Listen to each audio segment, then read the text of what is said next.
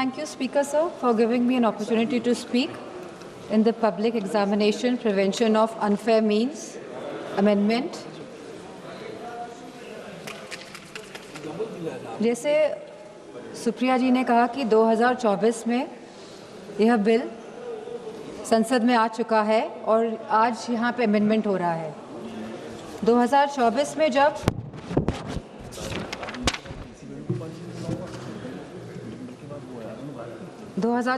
में जब एनटीए द्वारा परीक्षाएं कराई गई तो ये देखा गया कि यूजीसी नीट कैंसिल हुआ एक दिन बाद जब उस परीक्षा करी गई। CSIR NEET, NEET PG, CUET ये सब डिले हुए और कैंसिल हुए। इसके बाद सीबीआई इन्वेस्टिगेशन बैठी और आज तक उस इन्वेस्टिगेशन का क्या परिणाम निकला है ये नहीं पता है। तो हम चाहेंगे मंत्री से कि ये बताएं कि इसका क्या परिणाम निकला और कौन कौन लोग इसमें कन्विक्ट हुए। Government appointed an expert panel, made 101 recommendation, and the Centre assured the court on 2nd January 2025 it would implement all of them. इसके बावजूद भी 3 मई 2026 को नीट की परीक्षाएं हुई, 12 मई को परीक्षाएं रद्द हो गई और फिर सरकार ने री एग्ज़ाम कराया 21 जून को। लेकिन सवाल इस बात का है कि जब 2024 में कानून बिल पास हो गया था तभी भी ये लीकेज क्यों हुई? ये जो 2024 के बाद भी जो ये लीकेज हुई है, कहीं एक षड्यंत्र तो नहीं है सरकार का? या तो ये षड्यंत्र है या तो सरकार के जो सिस्टम है इसमें परमानेंट लीकेज है।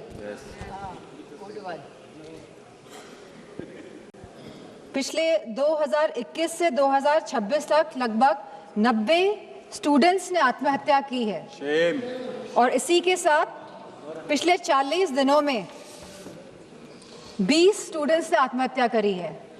और मैं उन सभी का नाम यहाँ लेना चाहूँगी क्योंकि ये आंकड़े नहीं हैं अध्यक्ष जी, ये हमारे बच्चे हैं जिन्होंने अपनी जान गंवाई है इस शिक्षा सिस्टम प्रणाली की वजह से।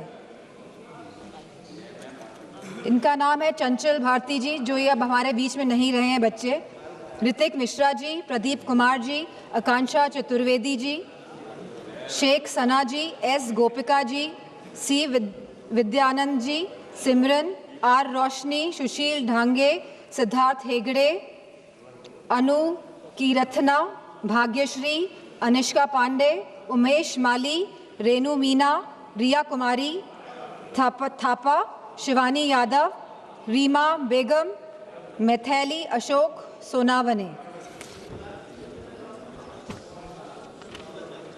आज हम सब इसी के साथ सलाम करते हैं, सराहना करते हैं, प्रशंसा करते हैं हमारे युवाओं की, हमारे छात्रों की, हमारे जेनजी की, उनकी हौसले की, उनकी हिम्मत की, जो इस शासन से, इस प्रशासन से डरे नहीं, जिन्होंने मुकाबला किया अहंकारी सरकार के आगे। ये पूरा जंतर मंतर का जो आंदोलन है ये पिछले 1 महीने से ज़्यादा से चल रहा था और बहुत ही शांतिपूर्ण तरीके से चल रहा था। हर स्टेट से बच्चे आ रहे थे, जा रहे थे।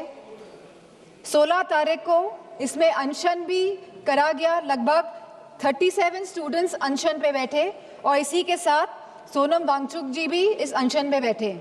बहुत ही शांतिपूर्ण तरीके से पूरा आंदोलन चल रहा था। समाजवादी पार्टी को पूरा समर्थन था इस आंदोलन का और मैं कहना चाहूँगी कि हमारे सभी युवा समाजवादी पार्टी के सांसद इस आंदोलन में गए, शरीक होने गए और ये कोई पॉलिटिक्स करने नहीं गए थे। जितने भी हमारे युवा सांसद और जितने भी सांसद और एमएलए गए थे, क्योंकि हम साथ खड़े होना चाहते थे इस देश के युवा के लिए, उनके हक के लिए, उनके अधिकार के लिए। इसीलिए हम सब जंतर मंतर पहुँचे। 18 जून को मैं भी जंतर मंतर गई, वहाँ पे सोनम वांगचुक जी से मिली जो आंदोलन में बैठे थे, जो बिना कुछ खाए पिए, जहाँ उनको 16 दिन हो गए थे, अनशन पे बैठे हुए थे सभी बच्चे और सोनम वांगचुक जी। लेकिन 18 जुलाई को सरकार ने क्या किया? सवाल इस बात का है, जो लोग अहिंसा के साथ बैठे हुए थे, जो लोग गांधी जी के विचारों के साथ सत्य और अहिंसा की लड़ाई लड़ रहे थे, उनको आप लोगों ने सफेद कफन पहनाने का काम किया। 18 तारीख को आप लोगों ने उनको कफन पहनाने का काम किया और गांधी जी के विचारों को आप लोगों ने कहीं ना कहीं कफन पहनाने का काम किया। इस देश में लोकतंत्र तो है, लेकिन वाकई में क्या स्वतंत्रता है? सवाल इस बात का है आज। जिस तरह बच्चे आए 20 जुलाई को, और कहां से नहीं आए, हर प्रदेश से बच्चे आए, यूपी हो, बिहार हो, तमिलनाडु हो, आसपास के मध्य प्रदेश हो, सभी स्टेट से, बॉम्बे हो, सभी स्टेट से, सभी प्रदेशों से बच्चे आए, क्योंकि वो सब अपनी एकता दिखाना चाहते थे। क्योंकि ये लगातार पेपर जो लीक हो रहे हैं, लगातार जिस तरह का दौर चल रहा है आज, और लगातार जिस तरह सरकार आंखें मूंद के बैठी हुई है और जो सुन नहीं रही है, वो अपनी बात रखने आए थे सरकार से, वो अपनी भावनाओं को सरकार के सामने रखने आए थे। वो चाहते थे कि जो एजुकेशन मिनिस्टर है उनका रेजिग्नेशन हो, और तो कोई बात नहीं थी। सब अपनी एकता और अखंडता दिखाने आए थे। For a purpose they had come to Jantar Mantar. लेकिन सरकार ने उनके साथ क्या बर्ताव किया, सवाल इस बात का है। क्योंकि हम लोग भी उस आंदोलन में शामिल हुए। और क्यों शामिल हुए हम लोग? क्योंकि ये बच्चे आंदोलन में बैठे थे, क्योंकि हमारे देश के बच्चे आंदोलन में बैठे थे। हो सकता है हमारे बच्चे नहीं बैठे हों, हम किसी के भी, लेकिन बच्चे तो देश के थे, हमारे बच्चे थे। इसी भावना के साथ हम इस आंदोलन में गए कि हमको साथ देना है, नहीं तो हम अपना मुंह कैसे दिखाएंगे? हमारी अंतरात्मा क्या जवाब देगी? और ये आत्मा की जवाब जो हम दूसरों को नहीं देना चाहते थे, हम खुद को हमको जवाब देना था। इसीलिए हम सब गए। लेकिन जो बर्बरता देखी गई सड़कों पे, उसका बयान नहीं किया जा सकता है। आपने बैरिकेडिंग लगा दी 100-100 मीटर पर, और बच्चों को आपने वहां पे ट्रैप कर दिया, और फिर वहां पे आपने लाठियां बजाई बच्चों पे, उनके सर फोड़े गए, बेटियों के कपड़े जानबूझ के फाड़े गए। ये सरकार जो बेटियों की बात करती है, आपने बेटियों के कपड़े फाड़े, आपने कील लगी वाले डंडों से बच्चों के सर फोड़े, वहां पे आपने पैलेट गन चलाई, आपने बिहार में AK-47 का प्रयोग किया। हम थे वहां पे, हमें पता है क्या स्थिति थी। किस फेयरलेसनेस के साथ, बिना डरे बच्चों ने सामना किया इस प्रशासन का, शासन का और सरकार का। बहुत बच्चे बेहोश हो गए, बहुत बच्चों के सर से खून निकल रहा था। They were feeling humiliated. I could feel their pain because I was there. और मैं समझती हूँ जितने भी लोगों ने, जितनी भी माताओं ने, और मैं समझती हूँ पुरुषों ने भी ये रील्स देखी है इंस्टाग्राम में, सोशल मीडिया के माध्यम से, जो भारतीय जनता पार्टी के लोग छुपा नहीं पाए अपनी गोदी मीडिया द्वारा। तो सबका दिल कहीं ना कहीं आहत हुआ। सबको चोट पहुंचाने का काम भारतीय जनता पार्टी की सरकार ने किया है इस आंदोलन को लेके। और जिस तरह से बेटियां इस ट्रॉमा से गुजरी हैं, वो बोल नहीं पा रही थी ठीक से, वो सांस नहीं ले पाई थी ठीक से। जिस तरह से आपने छातियों पे बच्चों का वार किया है, मैं समझती हूँ कहीं ना कहीं आप सबके आगे तो आएगा ही है, कोई भूलने वाला है नहीं। यहाँ पे लोग इमरजेंसी की बात करते हैं, 50 साल पहले इमरजेंसी लगी थी और आज भी इमरजेंसी की बात होती है। लेकिन इमरजेंसी अगर वाकई में आप लोगों को देखनी थी तो आप आते हो सड़कों में, देखते कि इमरजेंसी क्या होती है। जहाँ बच्चे खून पसीना बहा रहे थे सड़कों पे, वहां पे आप सब लोग बहुत ही महफूज तरीके से बैठे हुए थे संसद के अंदर। और यहाँ पे बहुत सारे सांसद जो पता नहीं क्या क्या बयान दे रहे हैं बच्चों के लिए, अभद्र भाषा का प्रयोग कर रहे हैं। और साथ में एक सांसद तो आए थे, कह रहे थे कि बहुत ही अराजक तत्व थे। क्या आप हमारे बच्चों को अब अराजक तत्व कहेंगे?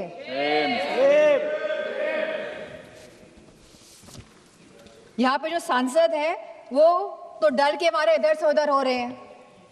सरकार को डिलिमिटेशन बिल पास कराना है तो दबाव बनाया जा रहा है सब पे कि आप इधर हो जाइए, आप उधर हो जाइए, लेकिन आप लोग बच्चों पे कोई दबाव नहीं बना पाए।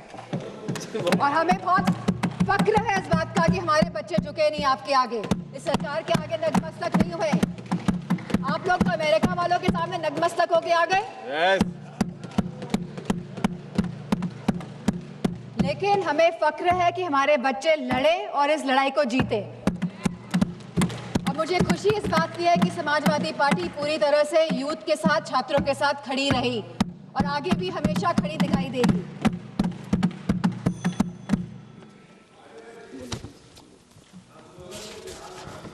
अगर कोई रूल्स और रेगुलेशंस लाने ही है तो ये जो सांसद लोग इधर से संसद के अंदर जो सांसद लोग चाहे लोकसभा और राज्यसभा और इधर से उधर भटक रहे हैं, इसके लिए कोई रूल लेकर आइए, क्योंकि कहीं ना कहीं ये लोकतंत्र को क्षति पहुंचाने का काम कर रहे हैं।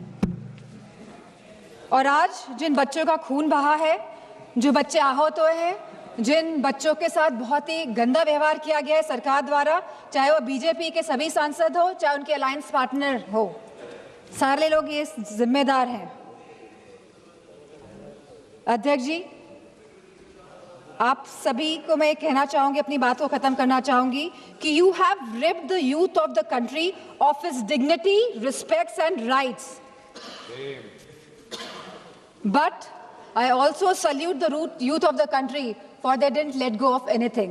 They stayed, they stood, they fought all together. And I have huge love and respect for the children of my country. And इन्हीं शब्दों के साथ मैं सरकार से कहना चाहूंगी, with sincerity and with resolve, transformation is imminent. आप रोक नहीं सकते हैं ट्रांसफॉर्मेशन को, अगर आपके अंदर sincerity है और अगर आपके अंदर ये रेजोल्यूशन है। लेकिन आपके अंदर क्या है ये तो आप ही जानते हैं। मैं चाहूंगी कि होम मिनिस्टर आके जवाब दे, जो हमारे बच्चों के साथ बर्बरता की गई। आज आप भारत को डेमोक्रेटिक कंट्री कहते हैं, लेकिन जिस तरह आपने मारा, पीटा और आज भी आप चिन्हित करने का काम कर रहे हैं, तो मैं चाहूंगी कि होम मिनिस्टर आए और इस बात का जवाब दें कि आखिरकार दिल्ली की सड़कों में इतने बड़े आंदोलन में, जहां सभी बच्चे थे, निहत्थे थे, अहिंसा के भाव के साथ आए थे, बिना किसी अस्त्र और शस्त्र के, आप लोगों ने इतना हिंसा का प्रयोग क्यों किया? इसी के साथ मैं अपनी बात को समाप्त करती हूं।